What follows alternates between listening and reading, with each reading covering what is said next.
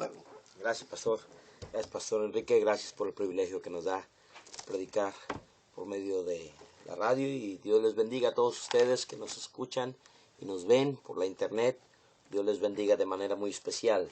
El tema que en esta mañana traemos lo encontramos ahí en 2 de Tesalonicenses, cuando dice la palabra del Señor: nadie os engañe en ninguna manera, porque no vendrá sin que antes venga la apostasía y se manifieste el hombre de pecado, el hijo de perdición. La palabra de Dios nos hace entender que el Señor Jesucristo no vendrá sin que antes no venga la apostasía y se manifieste el hombre de pecado, el hijo de perdición.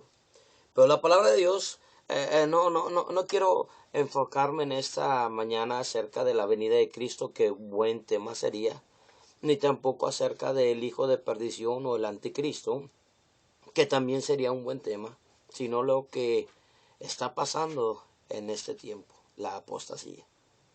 Dice la palabra de Dios: no vendrá sin que antes venga la apostasía. Padre celestial, bendice al oyente, añade de tu gracia, abre nuestro entendimiento y te ruego que hables al corazón en Cristo Jesús. Amén. Estamos viviendo precisamente, queridos amigos, en tiempos de apostasía. La apostasía es precisamente dar la espalda a la fe. Y más que nunca, queridos hermanos, cuando más religión tenemos, cuando a través de tantos medios, sea el medio televisivo, la internet o la radio, los periódicos, revistas y cuantos medios nos rodean, más que nunca están publicando y proyectando programas sobre cristianismo. Es triste, es increíblemente triste la condición de los creyentes. Se ve una apostasía tan marcada, y eso nos es evidencia de que son los últimos tiempos. El Señor Jesucristo nos advirtió claramente, hablando de este tiempo: no vendrá sin que antes venga la apostasía. Nos hace entender que antes de la venida del Señor Jesucristo tendrán que formarse todas estas partes del rompecabezas para que se manifieste ese hombre de pecado de igual manera. Mas sin embargo, Él nos dice en el libro de Mateo o en el libro de Lucas también, que antes de su venida será como en el tiempo de Lot. ¿Qué pasaba en el tiempo de Lot? Vemos, queridos hermanos, en el tiempo de Lot una frialdad acerca de este hombre, y vemos precisamente cuando nos habla de que esa venida está cercana. En los tiempos de Lot nos habla de la multiplicación de la homosexualidad y del lesbianismo. Y cómo hoy en día todas estas cosas lo vemos tan fácilmente proyectadas en la ciudad donde su servidor vive, allá en Cancún, Quintana Roo. Es increíble, jovencitas de secundaria y jovencitos como plaga. No solamente esto, dice la palabra de Dios que también será como en los días de Noé, donde se casaban y se daban en casamiento. Y bueno, yo me pregunto, ¿qué tiene de malo casarse y darse en casamiento? No. El problema no era casarse y darse en casamiento, sino que el libro de Génesis capítulo 6 nos enseña que eran los hijos de Dios que se estaban juntando con los hijos de los inconversos, casándose y dándose en casamiento. Y dice la palabra de Dios que parte de este último tiempo, que será arrasado por esta apostasía, no solamente será la tendencia de pecado, la cual nos dice Romanos capítulo 1, que Dios los entregó a una mente reprobada para cometer toda clase de impurezas, precisamente lo que está pasando. Le hablaba de la homosexualidad y el lesbianismo, o como nos dice aquí en cuanto a los días de Noé, donde los hijos de los creyentes se están casando con los hijos de los inconversos, y se está perdiendo precisamente la genuina fe. Uno va a tirar hacia las cosas del mundo y otro va a querer las cosas del Señor, y tristemente la fe es contaminada. Y llegamos a estos tiempos. No vendrá, dice la palabra de Dios, sin que antes no venga la apostasía.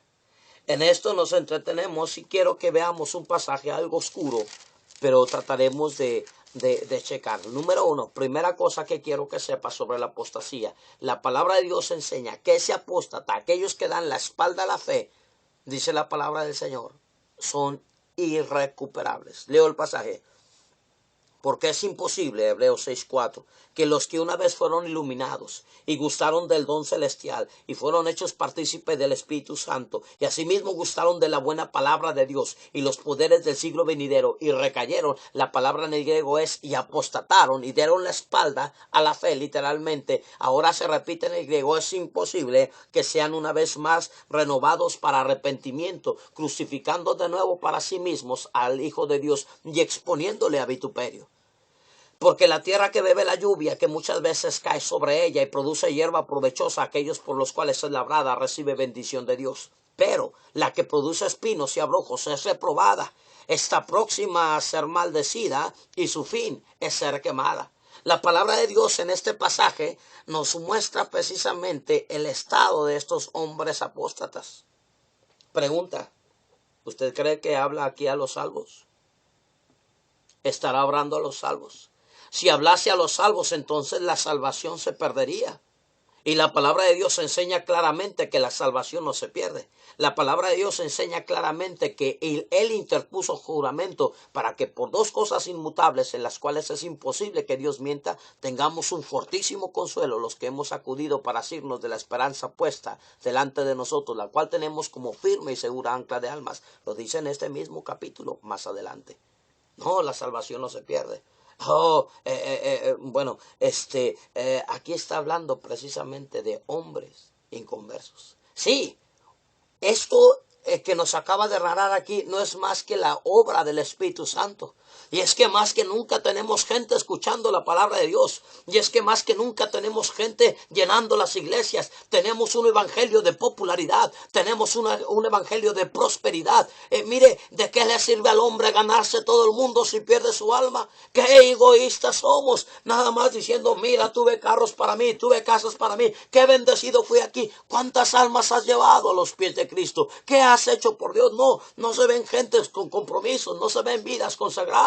No se ve arrepentimiento genuino, nada se está publicando el evangelio. Pero eso sí, tenemos el conocimiento del evangelio aquí, pero no una conversión aquí, porque con el corazón se cree, dice la palabra de Dios, para justicia. Y esto que nos está narrando aquí, la palabra de Dios, es precisamente la obra del Espíritu Santo.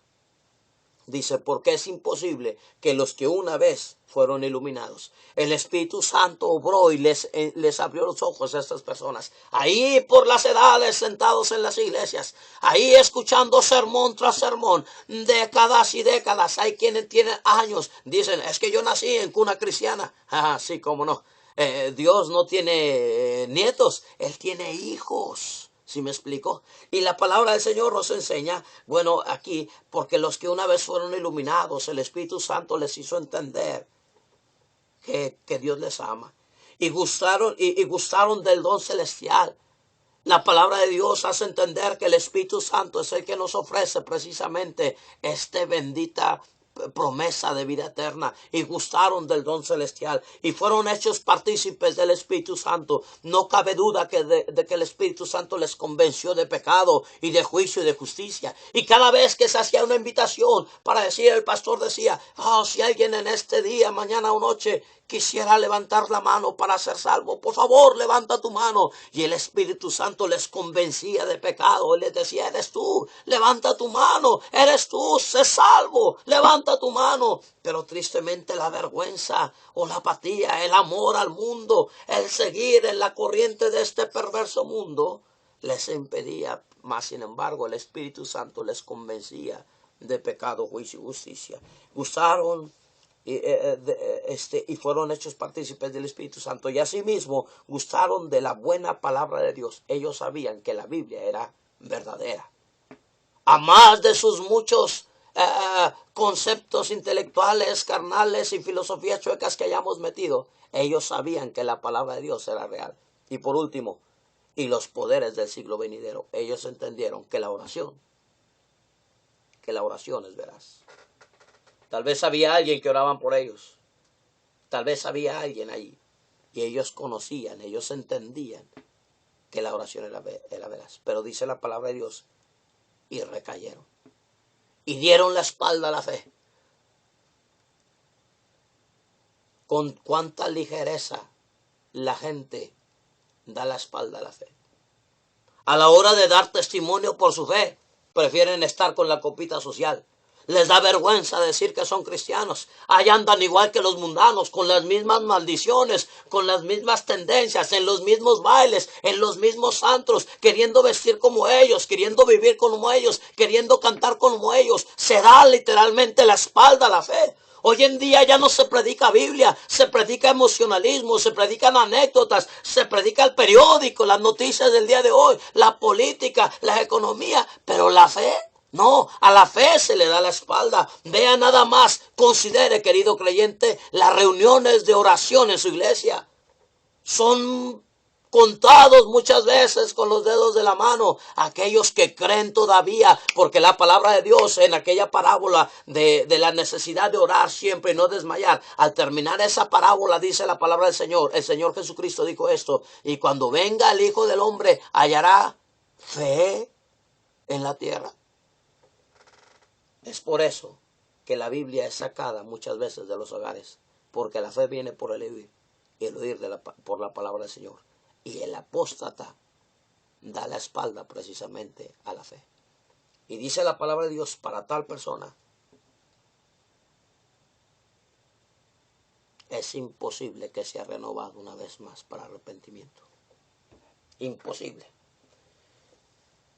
Es imposible, crucificando de nuevo para sí mismos al Hijo de Dios y exponiéndole a ese pisoteadero, a ese vituperio. Y luego da la ilustración: porque la hierba que produce espinos y abrojos es reprobada. ¿Qué clase de frutos estás dando? ¿Tus frutos que das como creyentes son frutos dignos de arrepentimiento? Te pregunto, ¿oras al menos por los alimentos?